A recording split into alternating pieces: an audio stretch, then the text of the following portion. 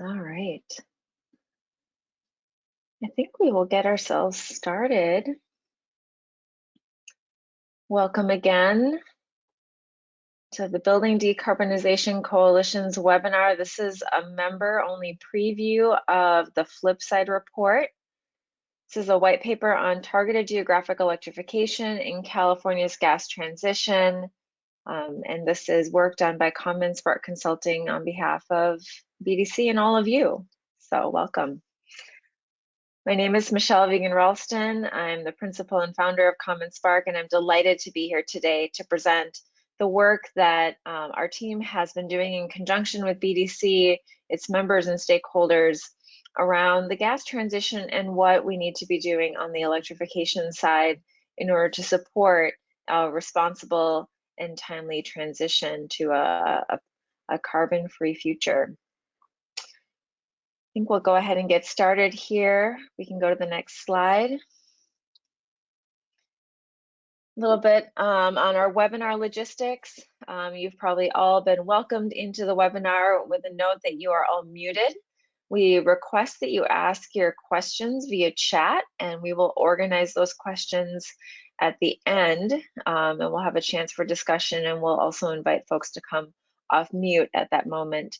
This webinar is being recorded. That's a service to all of our membership for those that cannot make it today, or for any of you that want to come back for reference. Next slide. And just to kick us off and provide some context, many of you have seen this slide dozens of times before. I will say it doesn't quite get old because all the work that is behind these goals continues to change and remains very dynamic. But these are the BDC roadmap goals around building customer, builder, contractor, and policymaker awareness and interest, really providing that baseline understanding. We want to be building good value for all of our customers, residents, and businesses as they move through their journey of building decarbonization. We want to ensure that our economy benefits from this as well. This is a good deal for all of our employers, our builders, our contractors that work in this space. We want to make sure that the supply chain that backs them up is really ready to go and is motivated and sees the opportunity. And to really support all of these is to make sure that our policy and actions are aligned to meet all of this work. And that's very much where today's webinar falls in, to make sure that the work that we're doing is aligned with other activities going on in the decarbonization space so that we can be really working together and leveraging the efforts that are happening around the state. Next slide, please.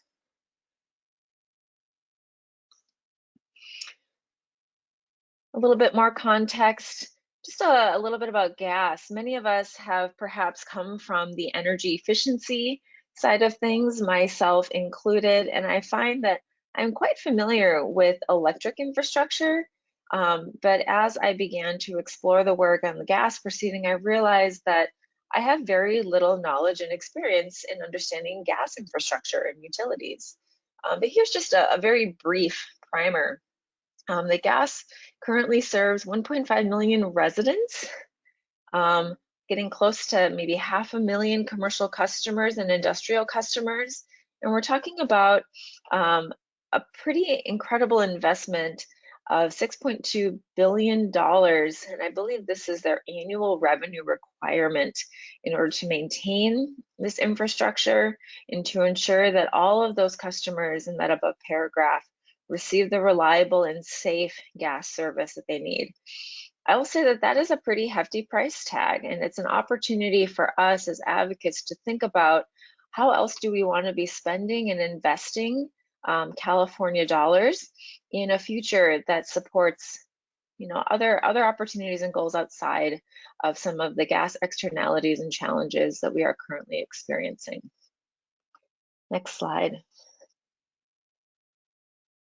So the California Public Utilities Commission is aware of this, and they are seeing two major factors happening. One is a broad decline in gas demand This isn't just in California, but this is also nationally and globally. And they're also seeing effective and significant efforts by local governments to move beyond gas and begin to look at an electrified, decarbonized future. This, of course, will have incredible impacts on our gas infrastructure, how we as a state pay for that and support that, and the customers that currently use and rely on that gas service. And so the long-term gas proceeding was opened in December, January. Can we go to the next slide, please? I think the details are there. It was opened, yeah, at the beginning of 2020 to really look at two major sections and questions. One is about, do we need to revisit and redefine the reliability requirements and safety for gas service? Do we need to just check in and make sure that based on a number of different incidents and disasters in the recent years, are we actually providing the right safeguards to make sure that all of us are safe with the existing infrastructure and that the right investments are being made?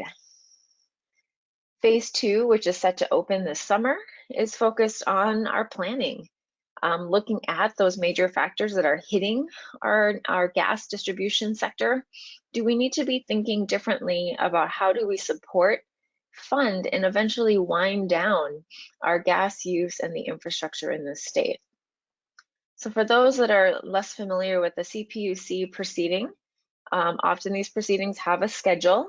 I will say that those schedules are wishful, but they're aspirational and they sometimes stick, but they do provide some guidance on what we can expect as stakeholders. And so we have the track 2 schedule here. The hope is that that will kick off in June. There'll probably be some scoping, some questions and responses with stakeholders, likely a report coming out from staff with recommendations, and then a series of comments and public engagement for the commission to determine what is the right decision moving forward.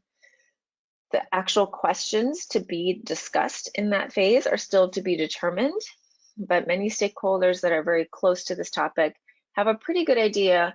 And so we are working with those stakeholders to help us prepare for those proceedings.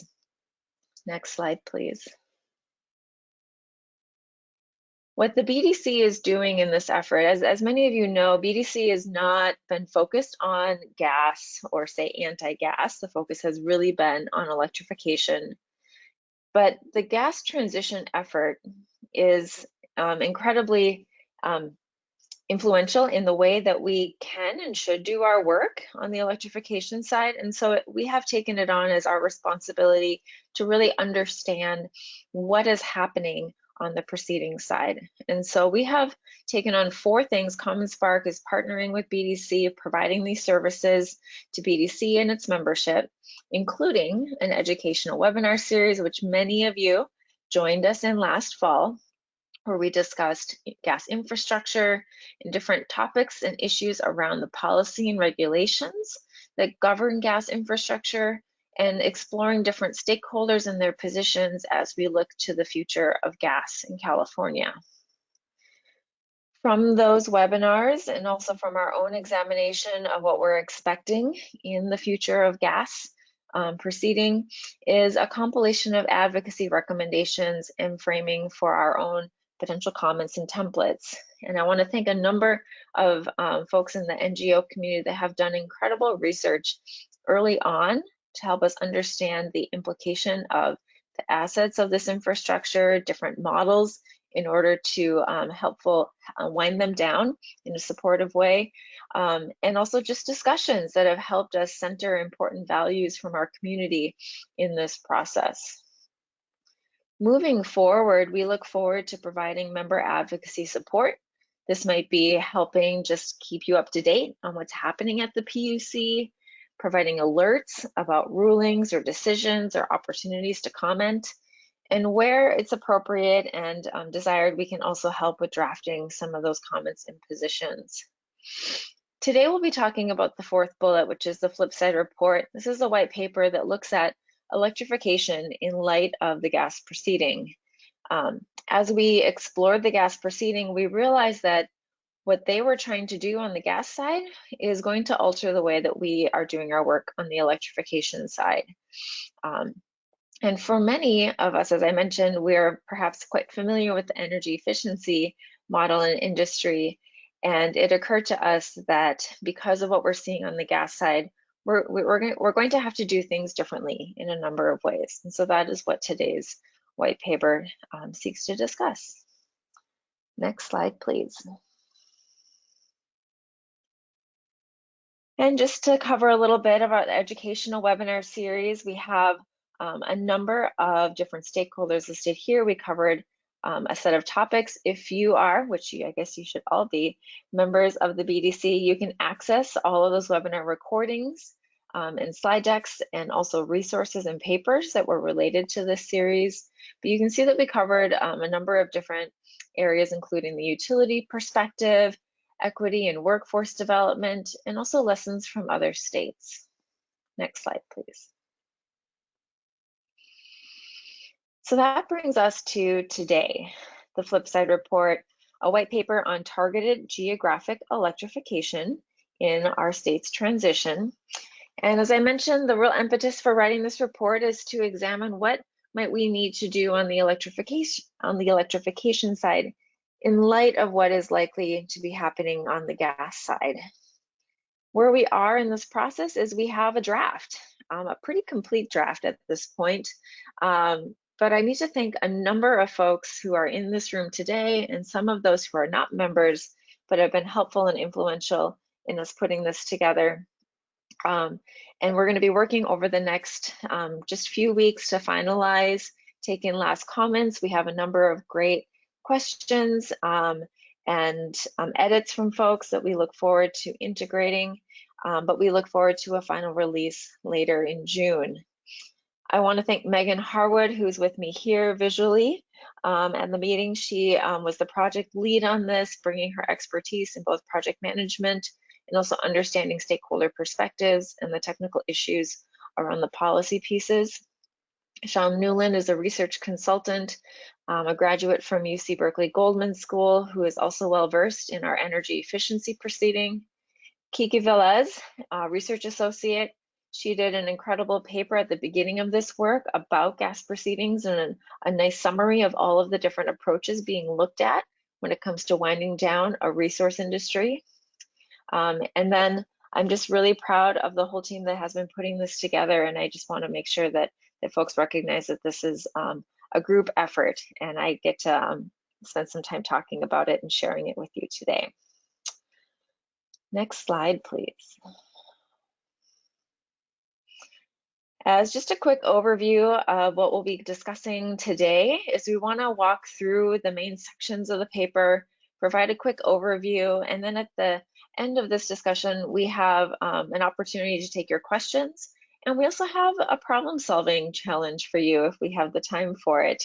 So we'll be talking about just a quick introduction of the gas and electricity interplay, and then some of the implications and impacts of the gas proceeding on electrification, such as the work that needs to happen in terms of focusing on trimming instead of just reducing throughput of gas, factors in the gas system and infrastructure themselves that might be driving some of those reductions and changes, and then also just the current barriers, regulatory and policy that exist.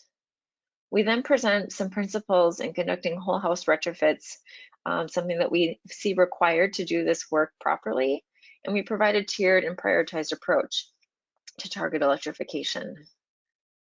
And then the elephant in the room, which I will say we are willing to walk into and talk with, but is not fully resolved, and that is looking at some of the financing and funding solutions specific to those tiers.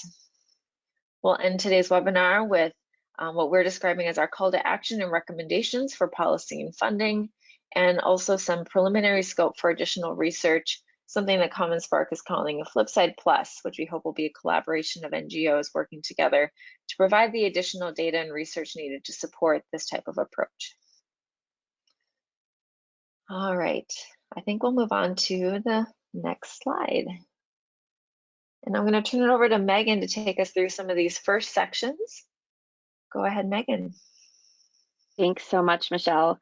And thanks so much, everyone, for joining us this morning. It's great to see familiar faces. And as Michelle outlined, we have a number of resources recorded on the BDC website, which we encourage folks to look at. Also, that covers the sort of first piece of that table of contents that we just reviewed, which is the background on the CPUC long-term gas proceeding itself. We're going to focus today's time largely on everything that's moves beyond that background context, which is this proactive electrification work. And so I'm going to kick us off by chatting a little bit about section 1 of the report, which covers the case for strategic trimming of our gas infrastructure, in particular distribution infrastructure, as we focus on, paired with geographic electrification. I'm sure a number of folks on this webinar have seen the graphic on this slide right here from the E3 report for the California Energy Commission from April 2020, the challenge of retail gas in California's low carbon future. So this is a helpful graphic for starting to wrap our minds around the idea of geographic electrification. In the Flipside Report, we discuss a number of the benefits of this sort of approach, looking at existing research that include environmental, health, equity, and cost benefits of the approach. It includes the driving factors that might determine where to trim gas infrastructure in the near term, and some of the regulatory barriers that advocates may face advancing this framework. We're covering existing research that has brought the idea of target electrification to the forefront of many of our minds as we consider gas transition factors. So it includes, of course, the E3 Challenge of Retail Gas report that this graphic comes from 2020. It includes work from the Environmental Defense Fund on aligning gas regulation with state climate goals, the 2020 GridWorks Gas Infrastructure Planning Report, and many other reports. And it also we also cover some of the growing thought leadership on the health impacts of gas pollution in homes, and importantly, the disproportionate impact of the gas transition considerations and of those indoor air quality considerations on low-income communities, environmental justice communities, and communities of color. Reducing gas demand and gas throughput, also known as reducing the number of customers across whom gas is delivered, as we emphasize in the report, will be a critical feature of California's building decarb strategy. In the Flipside Report, where we define targeted electrification as community and geography-wide decommissioning of gas distribution segments replaced by electrification alternatives. With geographically targeted electrification, an entire neighborhood could be transitioned off the gas system, consequently saving costs by reducing the number of distribution pipelines that must be maintained through the transition, as is demonstrated from the graphic. Targeted electrification will be an essential solution supporting cost effectiveness of the transition and ensuring that the cost of maintaining any remaining gas infrastructure doesn't fall on those who can least afford it. E3 estimates that a targeted electrification approach will reduce gas system costs statewide by $4 billion for the year 2050 and by 25 billion in net present value terms. Reducing the operation and maintenance costs across the gas system by decommissioning whole distribution segments would lessen the increasing gas rate impacts of electrification on existing and remaining gas customers as we transition. Proactive trimming of gas infrastructure is also the most prudent long-term financial decision. The engineering life of a new gas distribution pipeline can be up to 80 years, while California is committed to carbon neutrality in just 30. From an equity and affordability standpoint, low-income residential customers in California are already spending over 3 times more of their income on energy than non-low-income households, making them the least able to proactively transition to electric appliances and in need of broader strategic electrification that can ensure they are both prioritized in the transition and do so in the most cost-effective manner, community-wide manner. Supporting the early transition of vulnerable communities will get them out of harm's way early, which is a really core component of this report that we'll go into more detail on, preventing them from being burdened by stranded gas costs over time. And as I mentioned, we're also becoming increasingly aware of the health impacts of burning gas in our homes and businesses. Recent studies have found that the long-term emissions and air quality impacts of methane leakage can be even worse than that of a coal generation plant, for example, according to the Union of Concerned Scientists.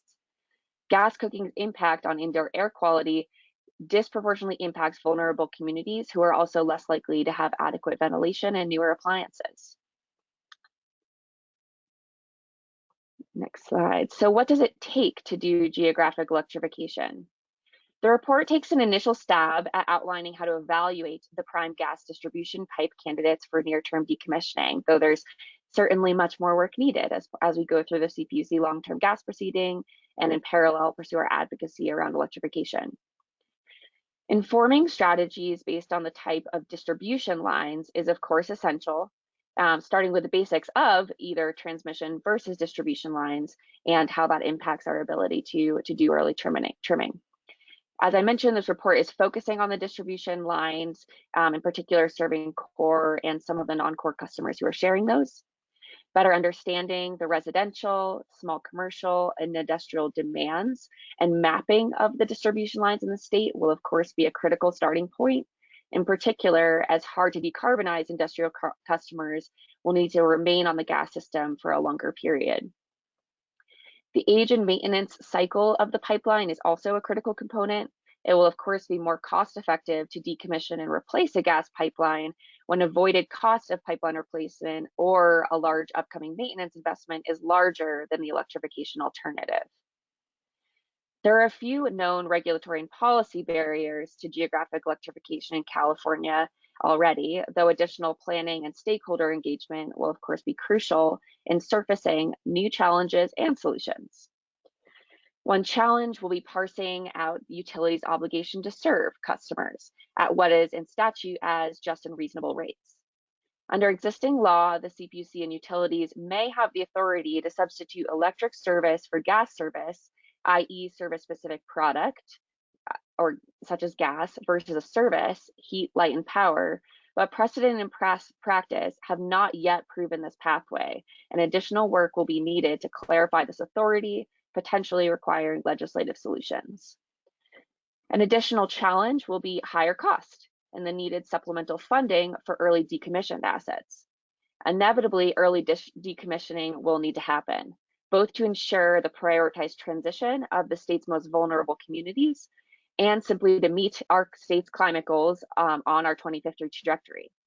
The CPUC should be working with utilities to identify pipes that are cost effective to be replaced in the immediate and near term, and also to evaluate other funding and financing mechanisms, as we'll discuss further in this presentation, for early decommissioning. Finally, a critical piece will be guaranteeing that the CPUC and public stakeholders have access to the right data and information to inform long-term gas decommissioning plans.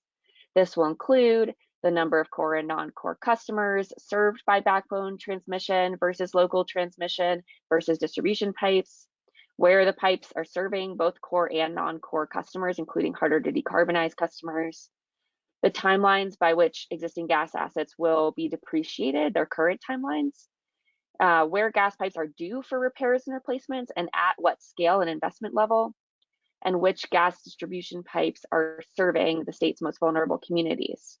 Having this information accessible will of course be critical in the work. Passing it back over to you, Michelle.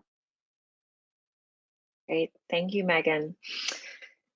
So a little bit about why we need a prioritized approach and what we're calling a tiered approach to the targeted whole house electrification. First of all, many of us know we have a lot of work to do. The scope of what we are describing here and envisioning is probably one of the most significant pieces of work that the energy industry has truly taken on, because it involves both sets of infrastructure, electric and gas.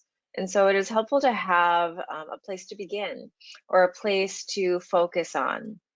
Secondly, this will of course require a lot of resources. And in order to really procure those resources, we need to understand what are precisely the things that we need those resources to do and to do well. And we want to make sure that we don't lose sight of what this work is for. This is for our community in California and outside of the state. This is about our livelihoods, our health, our families, the safety and the growth of our local economies, and especially today, the recovery of our local economies and what we are dealing with. In order for us to keep that in mind, we thought it would be helpful to have a framework that shows those priorities very clearly in how we might go about resourcing and supporting this work.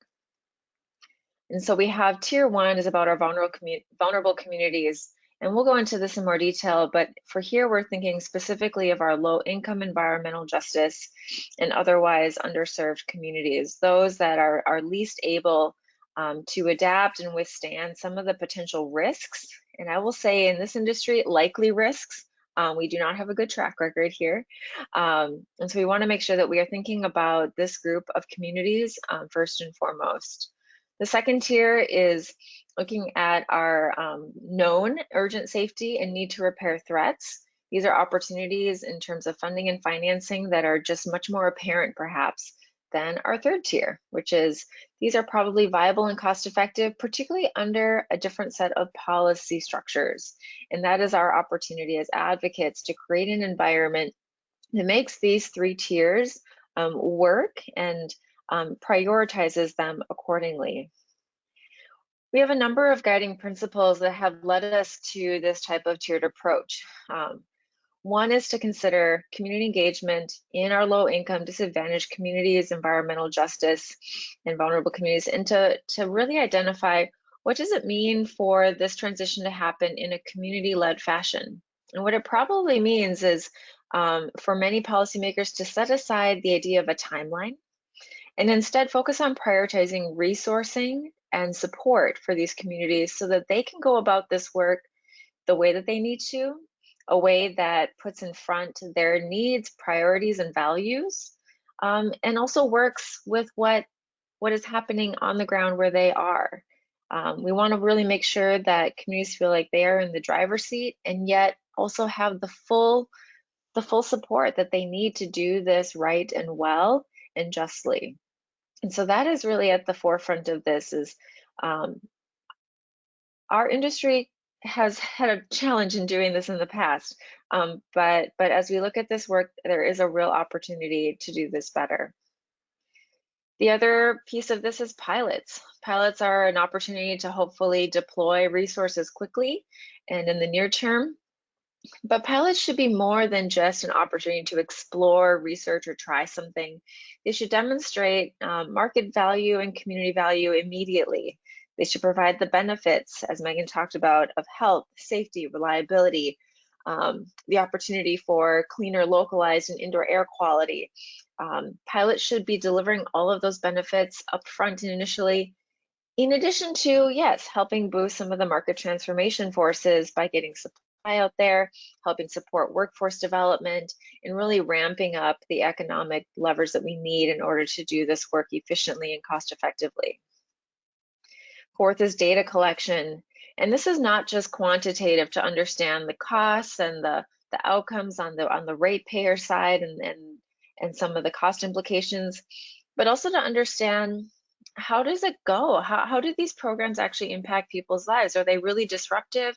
Are there ways that we can be implementing this work in conjunction with other programs that support our communities and our households and businesses?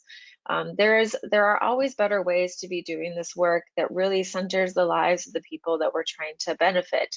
At least that's our intention, right? And then lastly is workforce and labor engagement. And I feel like sometimes there's a false choice presented to us with regards to this issue. And that is, can we do this work fast or can we do this work and support the workforce? And I think we need to find a way to do both. We need to find a way to say that this work is important enough for our communities to also be supporting our workers that are in those communities. How can we be doing this work for the benefit of community if we're actually not able to provide the local economic benefits to our workers and industry that are actually doing the work to improve our communities and to mitigate climate change? And so that is why we have a number of these guiding principles, and we're going to lay out these tiers in a little bit more detail now. Moving forward, please. So tier 1, vulnerable communities. And what we have included in this tier, at least it's envisioned right now, is the prioritization of vulnerable communities. And as I mentioned, this includes a number of different definitions. And we included at the bottom of this slide what we're trying to incorporate and include when we say vulnerable communities. There are a lot of terms, jargons, categories out there, but I want to set those aside for a moment and just keep in mind that not everyone who has a need or is vulnerable to even minor changes, what some people might consider minor changes, they might not fall into one of these nice, neat definitions. And so I want to make sure that we're thinking very broadly about what communities in California might need. But we do take a focus where we can, where it is perhaps easier to find those categories and do some mapping and some GIS work to really center in and target so we can make sure that the communities that are more obviously in need are prioritized in terms of funding and resources. We want to provide comprehensive subsidies and incentives. We recognize that in the clean energy industry, subsidies and incentives don't often cover everything, and we leave surprise costs, panel upgrades, health and safety renovations. We need to make sure that if we are asking our communities to do this work, that we're providing everything they need to support this work. Anti-displacement. It's really critical that we be thinking about how does this impact the ability for people to live in and stay in their homes.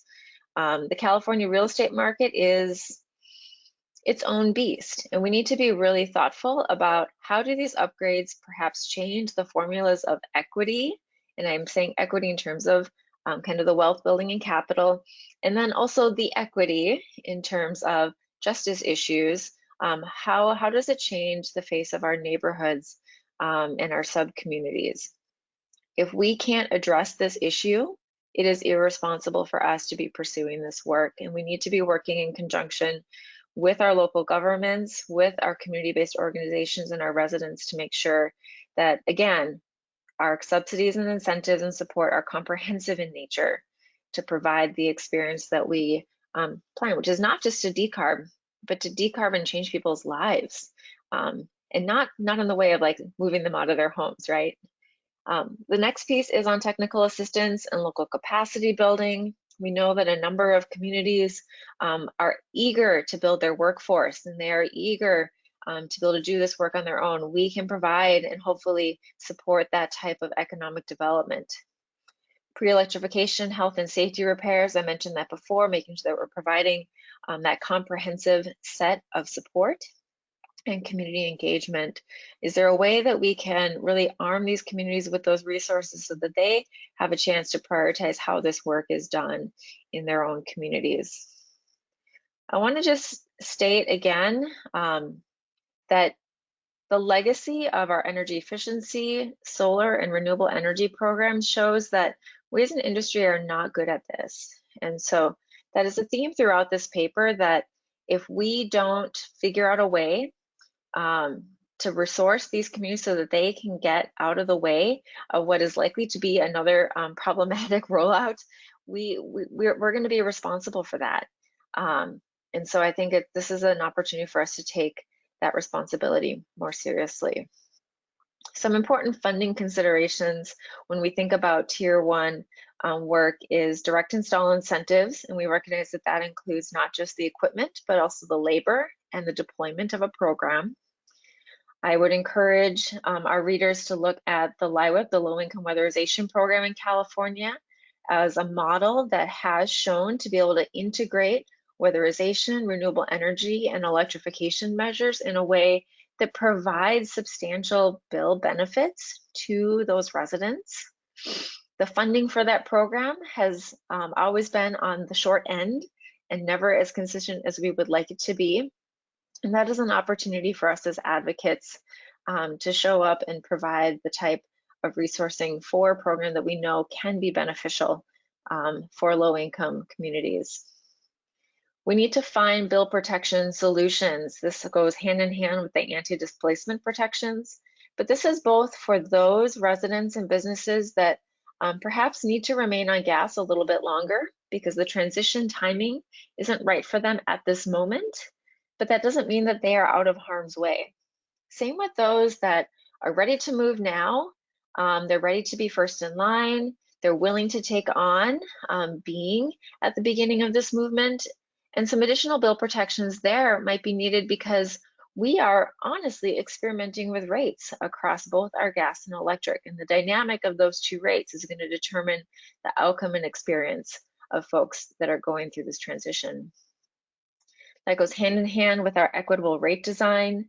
New all-electric rates are designed to help the majority of Californians that switch to all-electric, but we're seeing some early evidence that we need to do more work on our multifamily tenants and our care rate participants to make sure that they are also getting the type of rate design that supports electrification in their homes. And then lastly, we just need a state commitment. This state spends a lot of money on a lot of things. And this is really an investment for the future for our communities. It is everything from health and safety, public health, indoor air quality. It is safety and reliability of our energy system. We are all vulnerable so long as we have gas pipes running underneath our homes. And it's wildfire mitigation. It's making sure that we are bolstering our electric system to take on this load in a safe and reliable way. And so tier one, we've packed a lot into it, I know, but I think it helps us focus on what is meant to be important in this work. So I'm going to pass it over to Megan to take us through tier 2 and 3. Thank you so much, Michelle. And I see actually that Shayna from City of Oakland, hi Shayna, put a question in the chat that sort of tees up the conversation about tier 2 very well, around urgent safety and need to repair threats. So thank you, Shayna, for teeing us off in the question section. And hopefully I will answer your question right now. The second tier discussed in the report for near-term geographic electrification will be the imminent and upcoming safety and need to repair segments of gas infrastructure. We are, of course, not proposing this as a second phase after the two. Many of these three tiers will be happening simultaneously and on different timelines. When possible, entire neighborhoods can be transitioned off the gas system at the same time by avoiding the cost of an upcoming investment. Near-term safety investments should, of course, never be deferred, but when possible, should be a prime candidate for full decommissioning and replacement by electrification alternatives, including, as Michelle started to allude to, earthquake risk mitigation reasons, methane leakage repairs, and more. And priority should also be placed on the most cost-effective cases in the immediate term, including on gas assets that are already fully or close to fully depreciated and would otherwise require full replacements or major repairs. Ideally, cost recovery mechanisms will be in place so that the significant avoided costs of planned gas system safety and maintenance investments can be tracked and repurposed as funding to cover the electrification retrofits in the neighborhoods served by the decommissioned infrastructure. The report itself goes into much more detail on some of the existing sort of case studies for this type of work, including quite a few case studies coming out of New York and out of Con Ed's non-pipelines alternative proposal. So if deferred investments and electrification solutions are considered as a non-pipeline alternative, the state could allow utilities to earn a rate of return on other investments, such as management of electrification measures added to their rate base. Drawing from new research and early examples in states, as I mentioned, such as New York, California could and should take a holistic approach to evaluating avoided cost of gas investment and use that deferred capital cost as a budget to fund electrification measures. We would need to see the right regulatory alignment to make this model work, and the depreciation schedule for gas assets would need to be accelerated to better align with non-pipelines alternative replacements, and societal benefits, including health, safety, resiliency, would need to be fully factored in. Whatever the ultimate approach, a compelling incentive, at least in the beginning, is likely needed to ensure utilities are seeing a benefit from this non-pipelines alternative strategy. Another tool that we cover in the funding considerations for this tier 2, the urgent safety and need to repair threats, is securitization itself. So securitization is certainly a tool that should be explored. It's a mechanism that has been popular for early coal plant retirement, where an asset is converted into ratepayer-backed bonds and removed from the rate base. So we emphasize tier 2 as something that should certainly be happening in parallel, but that is a very prime candidate for cost-effective near-term opportunities for electrification alternatives, where we're already making a large investment for important safety and maintenance needs. I'll move us along to tier 3, which is a focus on the viable and cost-effective to trim infrastructure. So the third priority and tier for near-term geographic trimming should, of course, be the additional most cost-effective opportunities. So where the avoided cost of early decommissioning and discontinued maintenance of gas infrastructure outweighs the upfront cost of proactive electrification. So more analysis will need to be done to really find the whole suite of these sweet spots where electrification alternatives prove cost effective. But as one example, this tier will likely include distribution systems in hotter climates that already have large AC loads. Any high upfront costs cited for electric heat pump retrofits, for example, are at least substantially less relevant in homes that are already fit for higher air conditioning loads and have nearly no heating demand. So those homes are less likely to require additional electric panel upgrades, capacity upgrades, and often tend to have already relatively high heat pump adoption levels in their communities and regions. Tier 3 opportunities are likely those infrastructure trimming scenarios where there's neither an overriding social policy imperative to justify generous subsidies, such as the investments in vulnerable communities that we've outlined in the first tier, nor the second tier, which is the type of infrastructure that would make a non-pipeline alternative cost-effective in the coming several years to justify early trimming. And in these cases, the driver for investment will come from longer-term investment thinking. This could perhaps take the form of, from a funding consideration perspective, it could perhaps take the form of a whole house adder incentive, which could be added on top of other existing energy efficiency and clean energy incentives that would be made available to an electrification project once it's disconnected from gas infrastructure. And additional incentives for whole house retrofit programs, such as LIWIP, as we've discussed and emphasized very strongly in the report, along with clear regulatory permission and encouragement for utilities, both for this phase and beyond.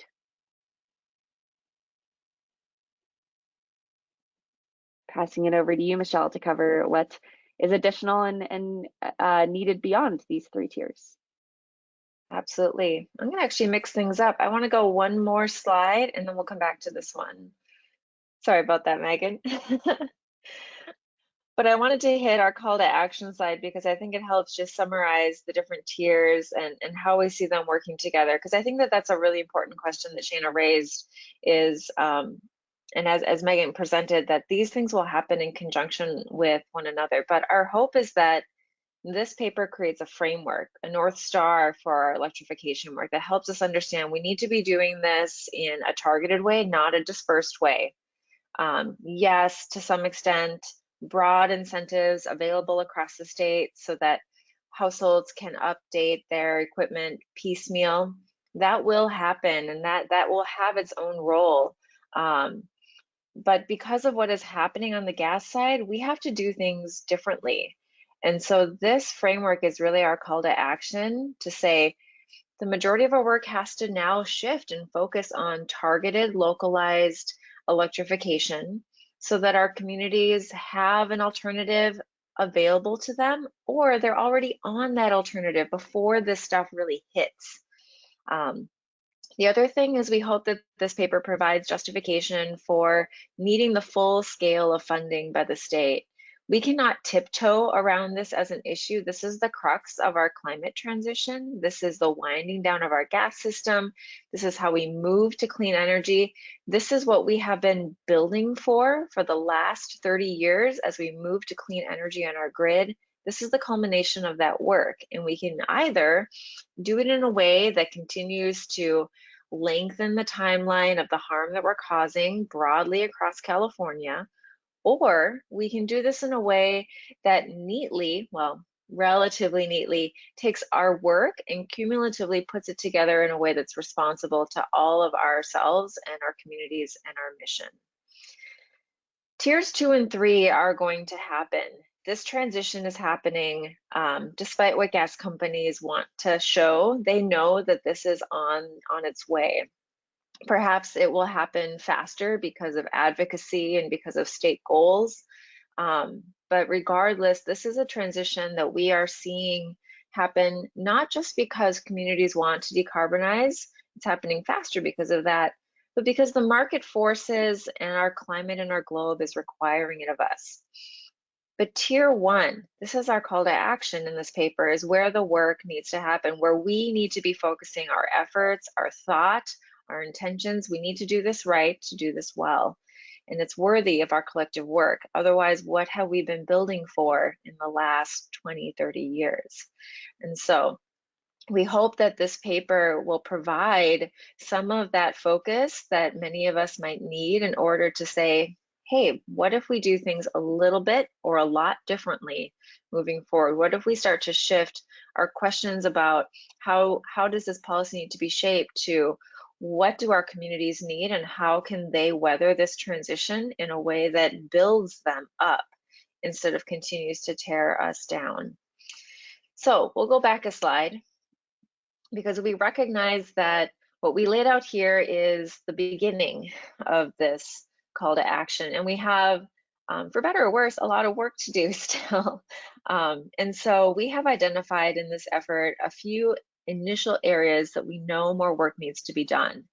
And I want to call them out as additional research, but also with a promise that we, funding willing, are excited to take on a broad collaborative effort with community groups, NGOs, local governments, advocates, to look at these and find solutions. So one is looking at rate reform and the dynamics between our electric and gas rates. As we know right now, analysis says that it is good and beneficial to make that transition. But I would say the margins are not confident enough that a lot of our economy is ready to shift. And so we need to figure out, when does that sweet spot happen for the majority of customers to electrify safely? And also, is there a particular time when low income and vulnerable customers may find greater benefit or less benefit as our rates continue to fluctuate, as we see gas rates climb and hopefully our electric rates stabilize? Second, we need tenant protection models, and I'm guessing the kind that we've never seen before, that really ensure that those that remain on gas and those that move off quickly have the support they need through this transition. We can't anticipate that one move or another is going to guarantee them safety for this whole transition, which could take decades. So we need to make sure that we have the right protections and programs in place to make sure that our tenants, and I should say our low income ratepayers, have what they need in order to weather the potential dynamics of what happens during this time. And I want to just put that bullet in the context of what we're dealing with in the state in terms of the COVID debt and the utility debt relief that is needed in order to ensure that our households can move on with their lives, that they can begin to rebuild their home life again without the fear of being disconnected at this point.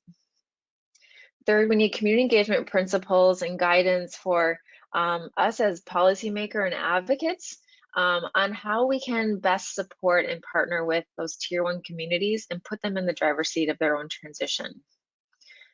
We need to talk about obligation to serve. As Megan mentioned, there are a number of ways to look at the existing set of laws, some that would say that it's possible to do that service replacement from electric or from gas to electric.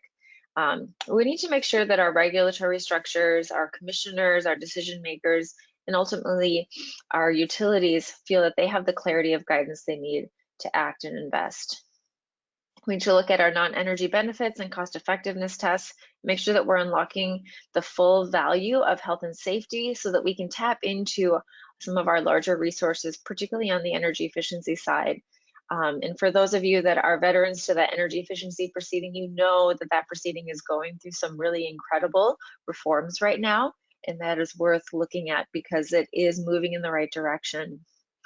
And lastly, we want to take this work and make sure that we're thinking not just about California, but as the rest of the nation begins to look at us as an example, we have an opportunity to provide leadership in how we as California and other states as a nation go forward with this work. So I hope that we can put the kind of investment and thought and intention behind this to make this really stand out. We'll skip ahead to 2 more slides. And with that, I want to thank you for listening to us and hearing about the work that we've been doing. And I want to open up for any questions, thoughts, discussion, feedback. Thank you.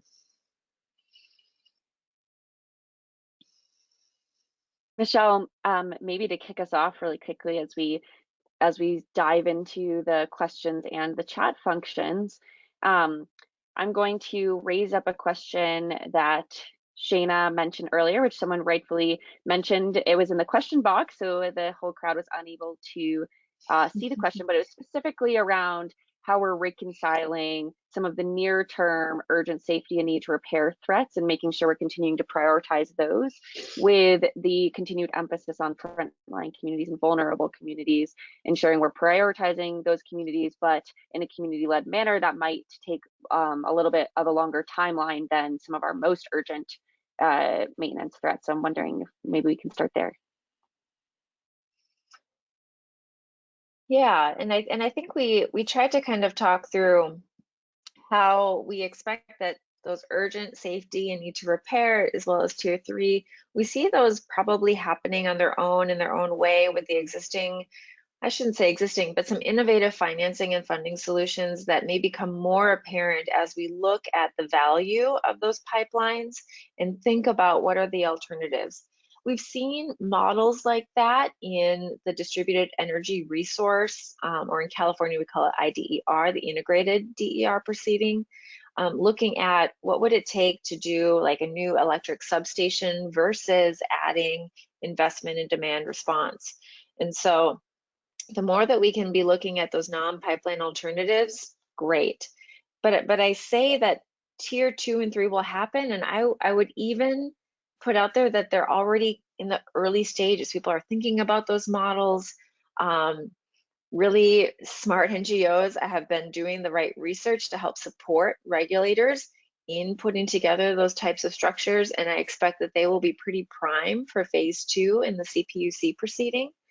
But it's going to be phase 1 or tier 1, sorry, that I would say we have work to do. We're behind. This is not in the natural wheelhouse of our regulatory community and policy community, and it requires building partnerships that I would say should have begun being built years and years and decades ago.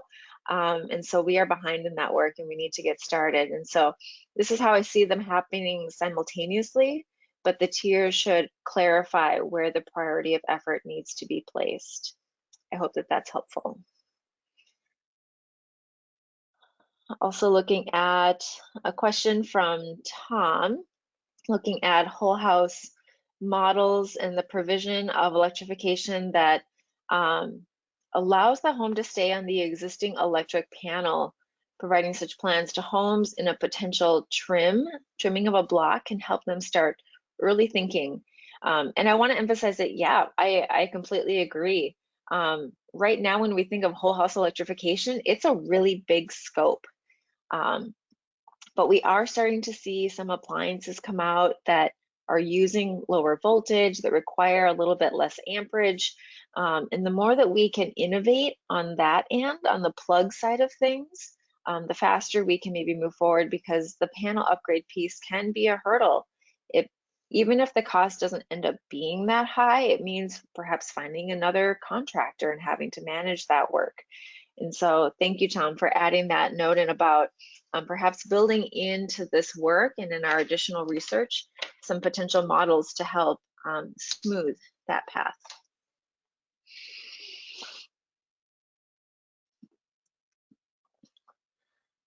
Looking at the next question from Randall, can we learn anything from history? Is the 1936 Rural Electrification Act a potential model for our current needs for electrification? Is there anything we can learn from the transition of the electrification of lighting that occurred in the 1980s? I love that idea, looking at some of those existing models, particularly where we did find some good success.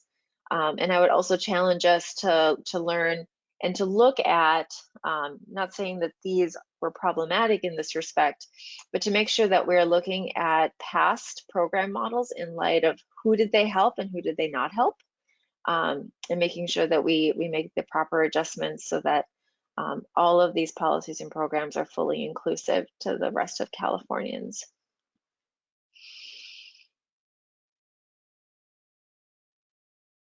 Thank you, Jennifer, for your comments. I'm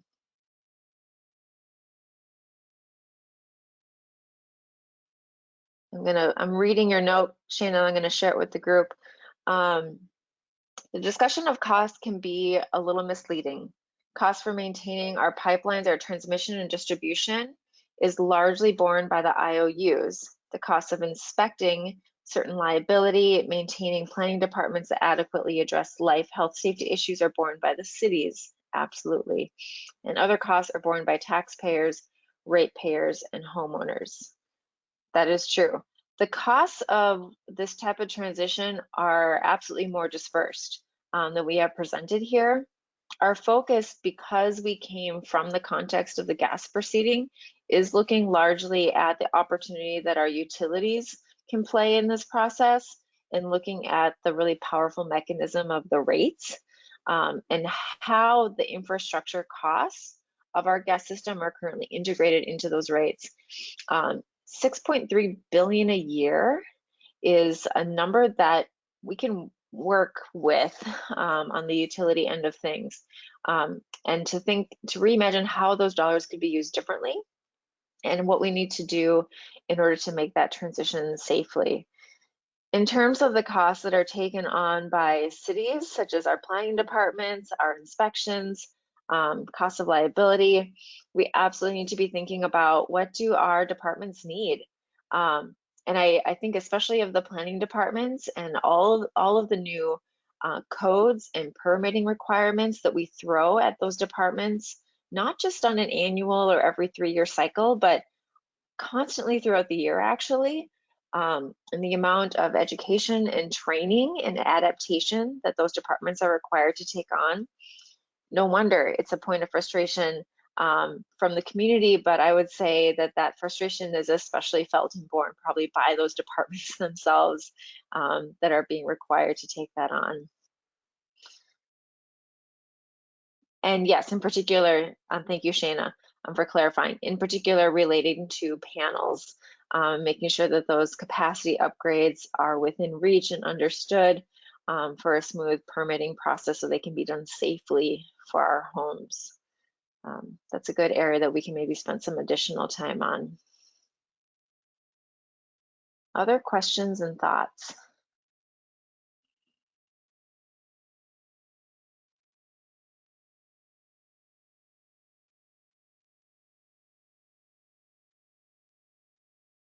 I want to put up the next slide because we actually have a question for all of you. Some of the comments that we have received through our helpful review by members, by experts, is that funding for Tier 1, funding for our vulnerable communities, that largely doesn't exist in terms of the level that we are needing and looking for here.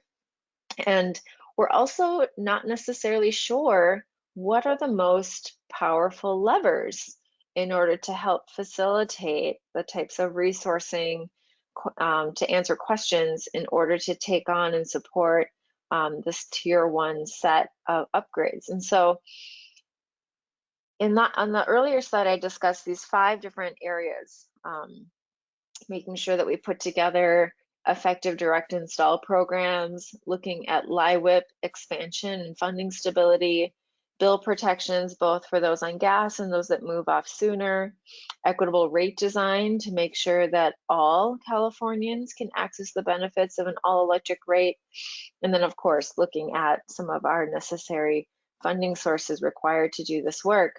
But we wanted to pose to you, either for your own thinking or if you want to share, where should we start? What do you think are the best opportunities for funding? What are the best levers to pull policy-wise? and resources for communities.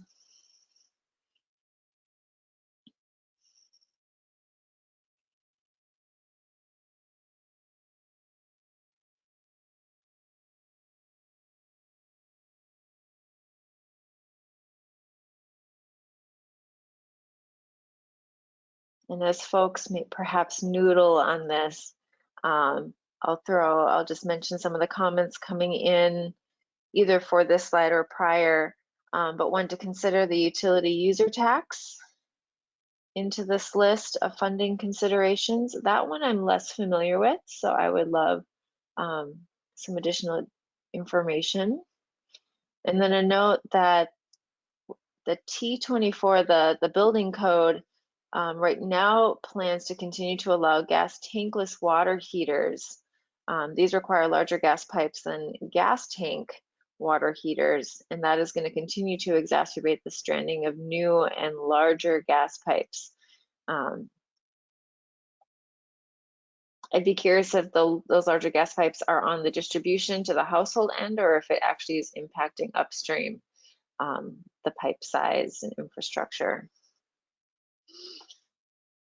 I'll also flag that if folks want to verbally make comments, please feel free to raise your hand and we can manually unmute you too.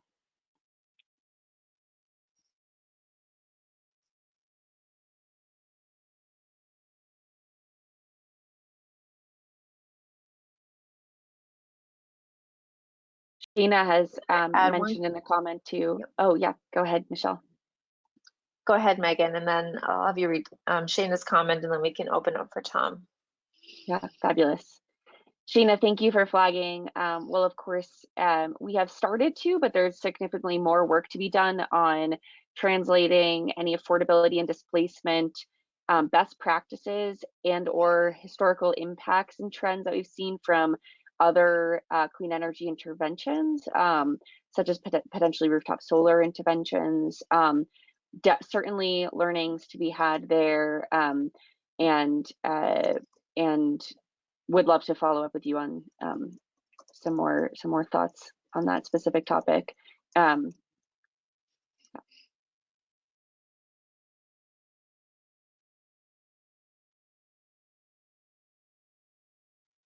then do we want to open up for Tom's question? Yes, Tom, I'm unmuting you. You should be unmuted. All right, thank you. Yeah, as you were giving the presentation, it occurred to me from information I hear from building plan checkers that are seeing many more gas tankless water heaters being installed than they see electric heat pump water heaters being installed in new construction.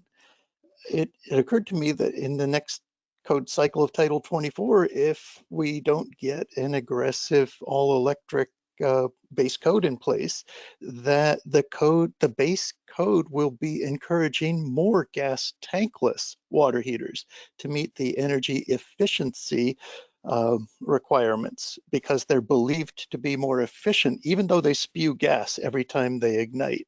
So it's kind of tough that we've got different arms of the state working at cross purposes to strand essentially society's money into what we recognize now as problematic areas. And so what can we do to get the wagons facing in the same direction? Absolutely. Thanks, Tom. It's a really important point, that the market is changing in the gas side as well, and that can pose some challenges for the electrification side. I think one of the things that is important for us to think about is, why are people moving from the tank to the tankless, and staying with gas? Because when they're doing that move, they could be going to electric. But I think one of the issues is that with tankless hot water heating, to go electric, we have TOU rates, and that poses a pretty enormous risk. And I would say in particular for our low income and vulnerable communities, that if you need hot water and you're on demand, those electric TOU rates can be pretty punishing if you need it during a peak hour. And so it'd be great to be thinking in conjunction of, like, what needs to happen both on our rates, but then also on our code side in order to support moving to electric tankless. And the e-electric rate that was, I think it is in place now due to settlement, it does start to address some of that, but additional analysis needs to be done to figure out who is that rate good for, because right now it's not looking like it is equitably beneficial for everybody. Yeah, I just wanted to clarify, I don't recommend Yeah. any tankless water heater of any type. A water tank is a form of energy storage and also post-quake water storage. I recommend both Mm. for California. And so there, I would not want to see tankless water heaters of any type installed anywhere. That's a helpful clarification. Yeah. And there's a number of grid benefits and customer benefits that can come from using those water tanks as a form of what I would call like micro energy storage. And we do have analysis that supports the benefits of that for really all ratepayers. So thank you, Tom. Other questions or comments coming in? Feel free to raise your hand and we're happy to take you off mute.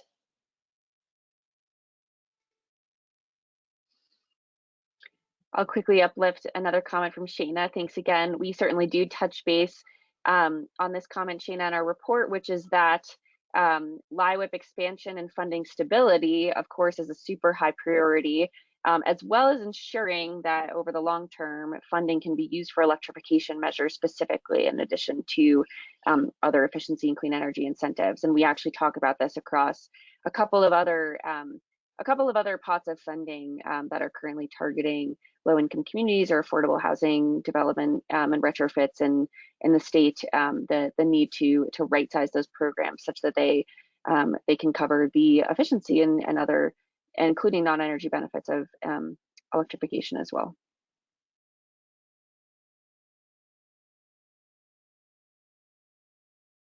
I think we'll move ahead to the next slide. We still welcome comments as we start to wind things down, and I'm able to give folks back a little bit of time here. But moving forward, one, we hope that this presentation perhaps provokes some additional thoughts and questions, and perhaps invites you to think a little bit differently about how this industry typically goes about its programs and how we need to. This is a mandate that we are proposing here, that this work has to be done differently so that we can all achieve our goals together. We can't have a gas wind down that leaves parts of our community that are unable then, even more so then, to decarbonize with us, because our goals are not about decarbonizing a portion of California. It's really about moving all of us as a state. And so we need to be working together. And we need to remember that we don't have all of the answers, that we actually need to be talking directly with our communities about how to do this work, to answer their questions, to make sure that the work that we're doing really fits those needs and priorities. And so that is what that is our intention and what we are proposing here. In terms of feedback and member engagement, we are open still for comments and feedback. We are going to try and close that down next week on Thursday, because we have some work to do to finalize this before we can put it out. The other thing is, this is a white paper. It is meant to be kind of a starting point, but we hope it is a strong starting point that really provides an orientation to where we think this work needs to be headed. And so if you're interested in having an additional chat with myself and Megan, please reach out. If you would like to take a look at a draft, keeping in mind the deadline, please reach out. We're happy to go through and share anything like these slides with all of you. But we look forward to your thoughts and comments, and thank you today for the thoughts and comments that have come in. Moving forward, we will be keeping an eye on the phase 2 proceeding and providing PUC navigation. If you have questions about navigating that proceeding, we put the link in the chat, but if when you arrive at that page, your eyes just glaze over, I should tell you that's a very natural and normal reaction to the CPUC website, but we are happy to take you through and show you where all of the secret shortcuts are to get to what you are looking for.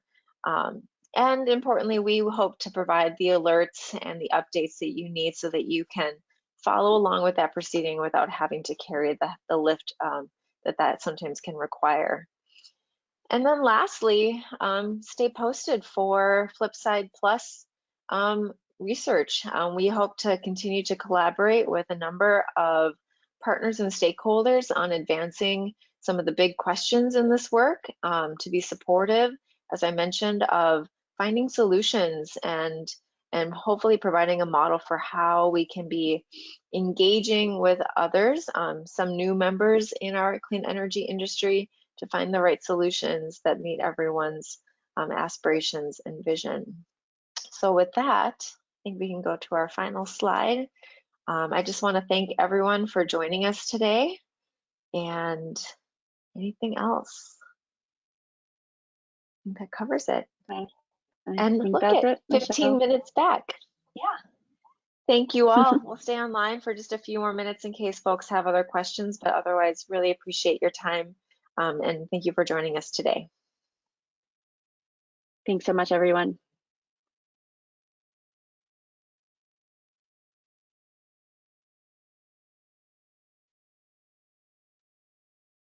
I was wondering if you had any advice for cities who are making climate action plans and looking at their decarbonization options, about how they would go about working with PG&E to coordinate on any of the types of trimming that you're looking at. It's a great question. I know that a lot of local jurisdictions are including PG&E in some of their engagement efforts to make sure that those are being thought about. One of the really big important pieces is that all the utilities need to figure out their mapping and to really identify what the portions are of those local communities. I don't have a really straight answer for you, Tom, unfortunately, but I know that Berkeley and a number of other jurisdictions are working on a CEC, I think it's an EPIC grant, to look at how local jurisdictions can be working alongside utilities on identifying and putting together plans for that type of localized trimming. Trying to think if I have a resource for you there. I can maybe find the pre-announcement for who the CEC selected for that in case you want to reach out to them. Oh yes, thank you.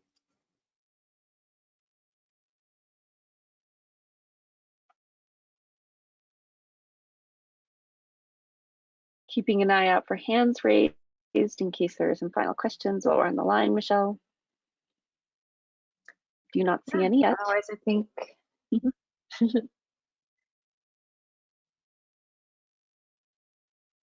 I think we're good. I think we're ready. Thank you all again for joining us. We're going to take off, but feel free to reach out anytime. All right, thank you very much.